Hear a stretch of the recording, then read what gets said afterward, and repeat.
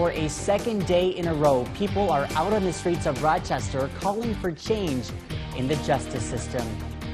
Good evening and thank you for choosing ABC 6 News. I'm Miguel OCTAVIO.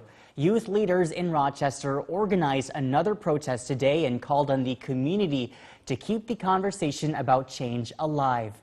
ABC 6 News reporter Jacqueline Harold shares how some local reaction on how change can begin.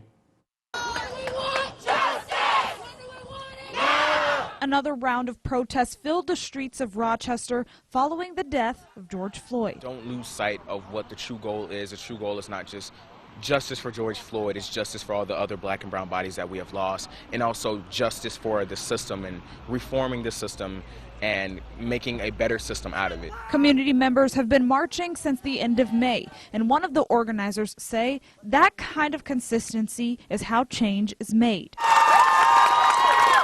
Stop judging people for their color, how they look, because on the inside we're the same, and every way else we're the same. Some from the community spoke about using their privilege to inspire reform.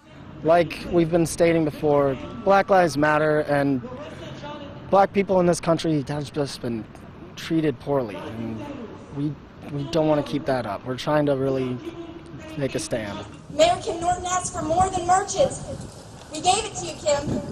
Do what's right. Ashley Olson, organizer of 2 Rochester protests, says Mayor Kim Norton can make changes by looking into police training. We demand regular and mandatory counseling for police officers and officials to determine mental well-being, demand the reopening of police brutality cases where justice was not served. Others at the protest mentioned education in schools and starting conversations at home about racism, while some say change doesn't just have one answer. I don't think anybody has an answer. But the youth leaders say they'll continue to fight for one. In Rochester, Jacqueline Harold, ABC 6 News.